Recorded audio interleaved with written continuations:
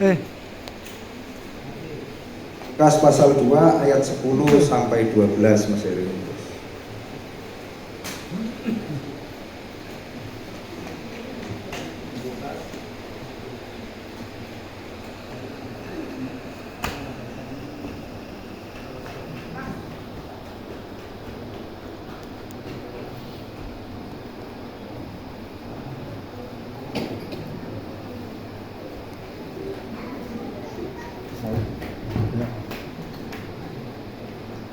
Sudah jauh. Lukas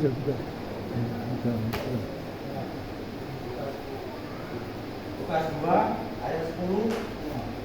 Lalu kata malaikat itu kepada mereka, jangan takut, sebab sesungguhnya aku memberitakan kepadamu kesukaan besar untuk seluruh bangsa. Hari ini telah lahir bagimu juru selamat, yaitu Kristus Tuhan, di kota Daud. Dan inilah tandanya bagimu, kamu akan menjumpai seorang bayi dibungkus dengan lapis dan terbaring di dalam pangkuan. Haleluya.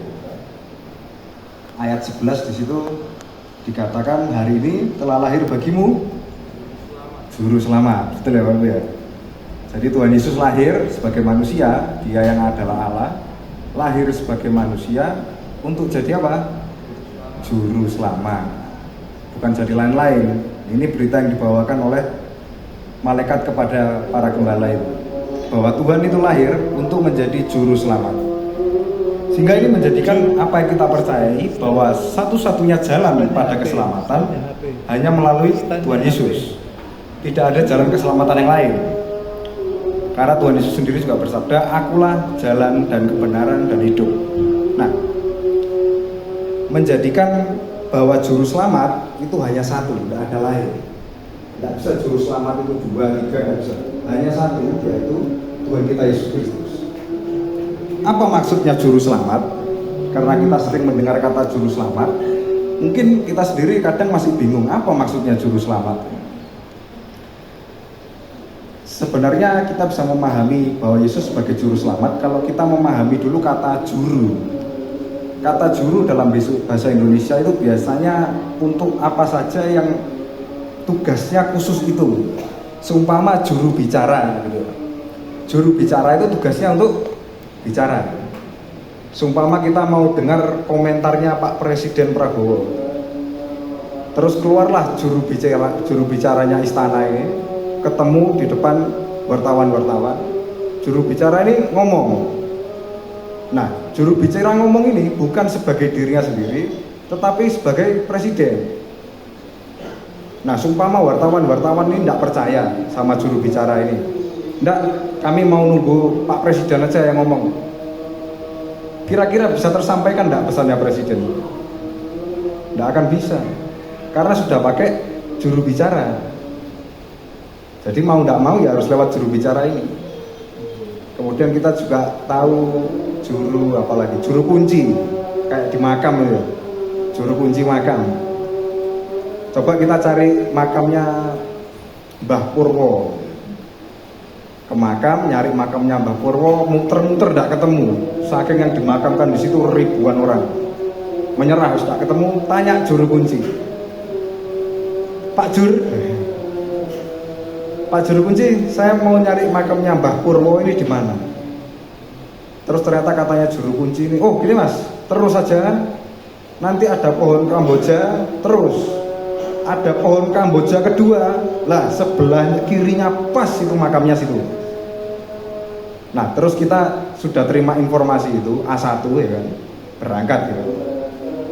Kira-kira kalau pas pohon Kamboja pertama kita terus berhenti nyari di situ, ketemu enggak? Ya, enggak ketemu. Harus nurut sama katanya juru kunci ini. Katanya juru kunci pohon Kamboja kedua. Kalau kita enggak ngikuti apa katanya juru kunci, ya enggak akan ketemu makamnya. Nah, demikian juga juru selamat. Kalau kita mau selamat, ya harus mengikuti juru selamat. Enggak ada jalan lain. Kita nyari jalan selamat sendiri, tidak akan bisa. Karena juru selamatnya hanya Tuhan Yesus. Jadi bagaimana cara kita mencapai keselamatan itu? Hanya dengan melalui juru selamat. karena dia yang bertugas menyelamatkan. Nggak bisa kita cari keselamatan yang lain. Kita mau menjaga hidup kita kudus, boleh. Kita mau banyak puasa, banyak berdoa, tapi kalau nggak lewat Tuhan Yesus, mohon maaf, tidak bisa selamat. Karena Tuhan Yesus satu-satunya juru selamat. Caranya kita selamat terus gimana, Mas? Cara kita bisa selamat itu tergantung bagaimana caranya Tuhan Yesus menyelamatkan kita. Sehingga kita harus melihat juru selamat, karena kuncinya di juru selamat ini. Apakah Tuhan menyelamatkan manusia dengan mati di kayu salib? Amin. Apakah dengan lahir sebagai manusia yang kita peringati hari ini sebagai hari Natal? Oh amin. Apakah karena Tuhan Yesus bangkit? Apakah karena Tuhan Yesus naik ke surga? Apakah dengan cara-cara itu? Apakah dengan khotbah-khotbahnya? Atau dengan mujizat-mujizatnya Tuhan menyelamatkan manusia? Ya semua itu benar. Memang Tuhan menyelamatkan kita dengan mati di kayu salib, bangkit, dan naik ke surga, dan semua perjalanan hidupnya yang luar biasa itu. Tapi yang memungkinkan semua itu adalah Tuhan Yesus taat, nurut, manut. Kalau Tuhan Yesus tidak taat, tidak ada ceritanya Tuhan Yesus disalib. Kalau Tuhan Yesus ngomong, moh aku disalib, ini, wah wes selesai ya. Tak jadi selamat juga. Tapi karena Tuhan Yesus taat, Bapak biar kehendakmu yang jadi, mau disalib Tuhan Yesus. Sehingga mungkin kita berpikir bahwa keselamatan itu karena Tuhan Yesus mati, karena Tuhan Yesus bangkit, Tuhan Yesus naik ke surga, karena Tuhan Yesus lahir untuk kita, dan lain-lain. Tetapi kalau Tuhan tidak taat, semua itu tidak bisa terjadi. Sehingga ketaatan itu kunci keselamatan kita manusia. Ketaatan Yesus itu kunci keselamatan kita manusia. Jadi ketaatan adalah jalan mencapai keselamatan. Seperti yang ditulis dalam Roma 5 ayat 19, bahwa karena ketidaktaatan satu manusia, maka semua manusia itu jadi berdosa. Tapi karena ketaatan satu manusia juga, kita semua selamat. Karena ketaatan Tuhan Yesus, kita semua selamat. Nah ini bisa ditampilkan. Seperti ketidaktaatan satu orang, semua orang telah menjadi orang berdosa. Demikian pula oleh ketaatan satu orang, semua orang menjadi orang benar. Kita di sini bisa selamat, bisa jadi benar karena ketaatan satu orang, yaitu juru selamat kita. Jadi ketaatan ini merupakan inti. Bahkan Tuhan Yesus sendiri bersabda, kalau mau dibuka boleh di Injil Yohanes 6 ayat 38. Tuhan Yesus sendiri bersabda, aku datang ke bumi ini untuk melakukan kehendak Bapa. Bukan melakukan kehendakku sendiri, bukan melakukan kehendaknya orang lain, melakukan kehendak Bapa. Artinya Tuhan datang ke dunia ini, lahir sebagai manusia, itu untuk taat. Ini yang menjadi titik berat bagaimana kita bisa keselamatan, bisa mencapai keselamatan. Karena Tuhan Yesus nurut. Kalau Tuhan Yesus tidak nurut, tidak bisa kita selamat. Nah, sekarang bagaimana dengan kita? Karena Tuhan Yesus adalah juru selamat dan kuncinya adalah taat, maka kita pun juga harus taat. Tidak bisa kita selamat kalau kita tidak taat juga. Karena ini satu-satunya jalan menuju keselamatan. Kenapa kok kita sulit untuk taat? Kenapa kok kita ini seringkali melanggar, ya kan? Baik sadar ataupun tidak sadar. Kenapa seringkali kita terjebak dalam satu dosa yang kayak nggak bisa lepas dari situ? Setiap hari ya dosa itu terus. Kenapa kok kita sulit untuk taat? Ya pasti karena kita masih berdosa, itu saja intinya. Karena kita masih manusia, ya bagaimanapun manusia pasti ada kesalahan sehingga sulit untuk taat. Tapi kalau kita menyatukan diri kita bersama Kristus yang telah menang atas dosa, kita pun bisa menang gitu. Artinya kita sulit taat kalau kita tidak menyatukan diri kepada Kristus. Kalau kita hidupnya jauh dari Tuhan Yesus. Dosa apapun yang mengikat kita, itu kita bisa berhenti melakukan dosa-dosa itu kalau kita itu kelet sama Tuhan Yesus, sama juru selamat kita. Karena juru selamat itu menyelamatkan. Kita tidak bisa selamat kalau tidak taat. Sekali lagi, tidak ada keselamatan tanpa ketaatan. Amin. Mosok iya mas. Loh, pikirnya orang Kristen ini Kristen terus selamat tuh nggak? Loh, lah kok enak. Sandonya Kristen nih ngono ya. Tidak bisa orang Kristen terus selamat. Orang Kristen harus taat untuk selamat. Jadi Kristen itu bentuk ketaatan kita.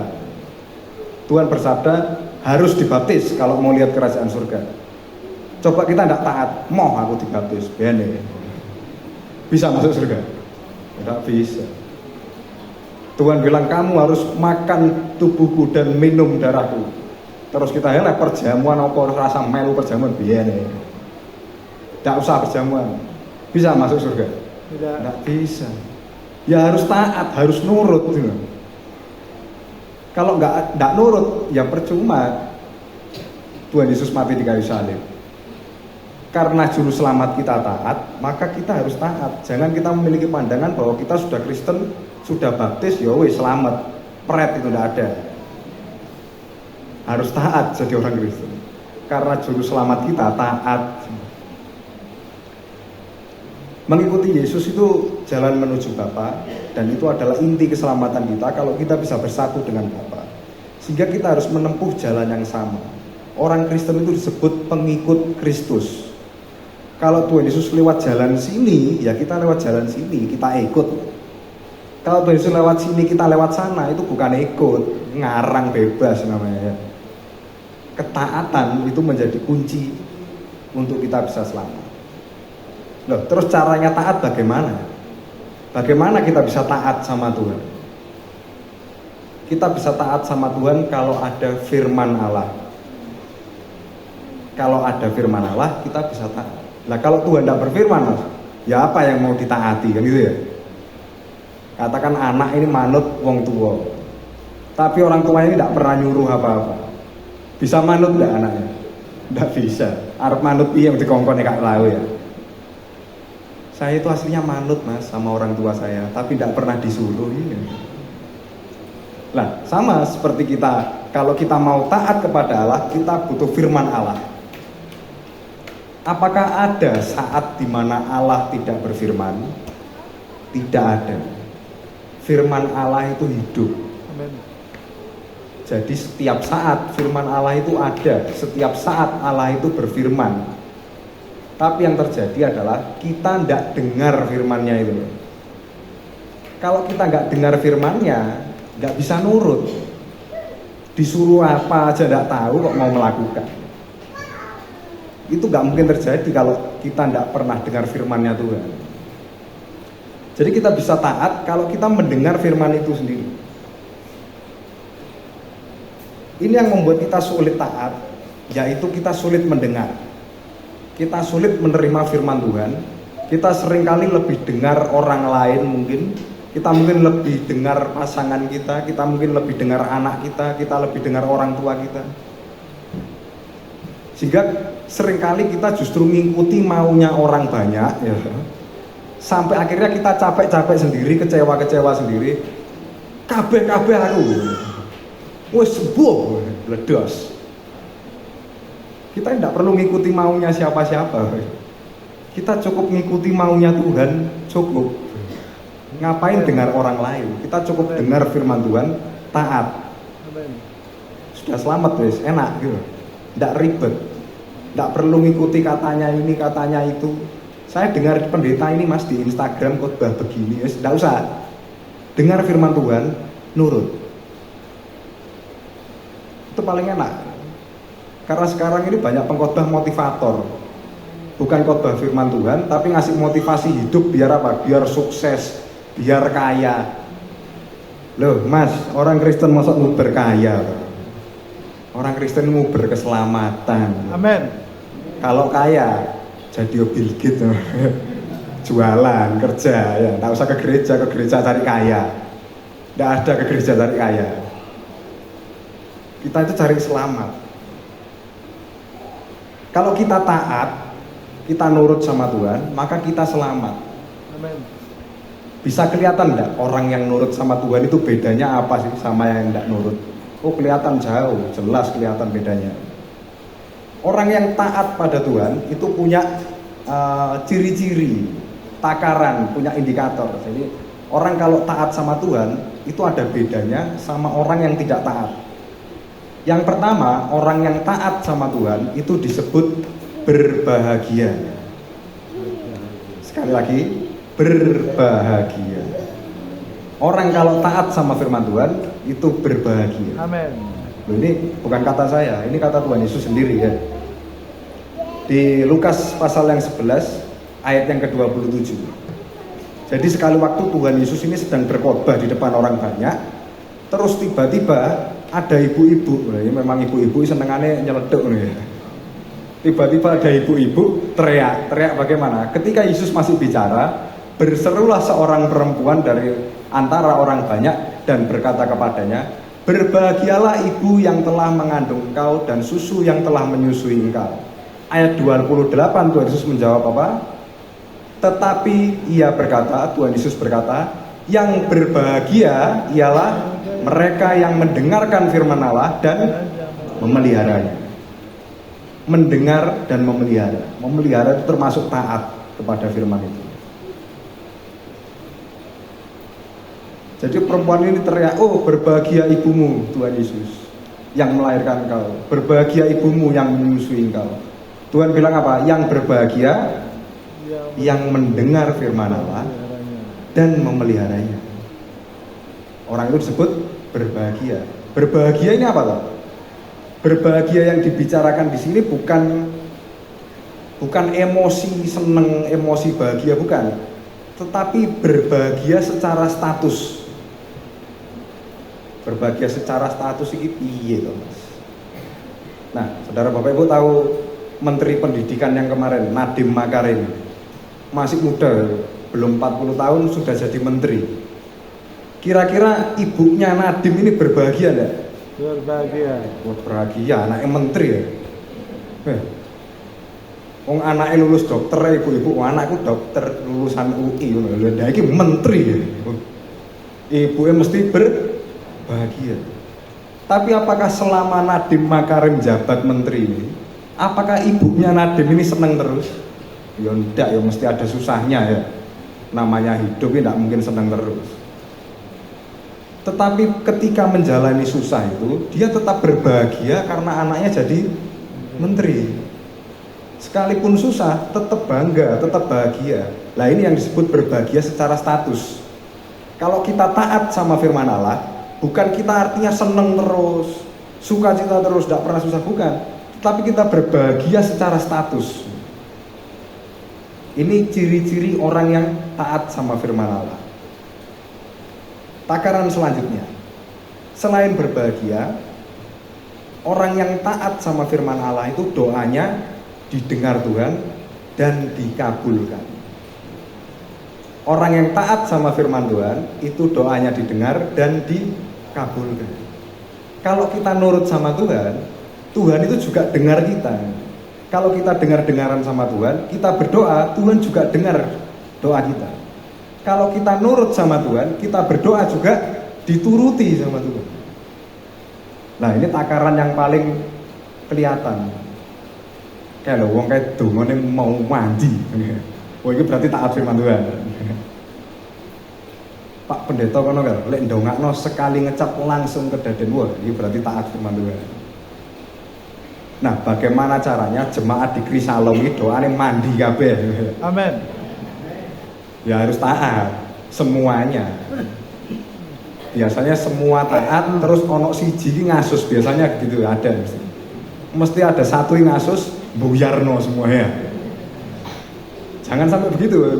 Kalau kita sudah taat, ada orang lain ngasus, tidak usah ikut-ikut ngurusi kasusnya, tetap taat. Amin. Karena orang taat itu doanya mandi. Mas, saya ini punya pergumulan, saya bawa doa bertahun-tahun belum dijawab Tuhan. Salammu. Makanya manut Tuhan. Kalau manut tidak perlu bergumul bertahun-tahun, langsung terkabul. Loh, buktinya apa Mas? Orang yang taat itu doanya didengar. Yohanes 15 ayat 7. Bila kita memelihara firman Allah, kita bisa minta apa saja. Di Yohanes 15 ayat yang ke-7. Jikalau kamu tinggal di dalam aku dan firmanku tinggal di dalam kamu, mintalah apa saja yang kamu kehendaki dan kamu akan menerimanya. Ini bukti. Kalau kita memelihara firman itu tinggal di dalam kita, minta apa saja. Ini Tuhan Yesus yang ngomong loh, bukan saya loh. Minta apa saja, kamu akan menerimanya. Ini Tuhan Yesus ngomong ke murid-muridnya, bukan ke depan orang banyak, bukan. Murid-muridnya, jadi ini eksklusif, terkhusus murid-muridnya saja. Kalau Bapak Ibu Saudara murid Tuhan, dengar firman ini, minta apa saja, kamu akan menerimanya. Pokoknya firmanku tinggal dalam kamu. Nah, yang bukan murid Tuhan silakan. Udah ada, tetap di sini ya. Nah, pada ayat yang ke-10 Tuhan juga menjelaskan, tetap di Yohanes 15.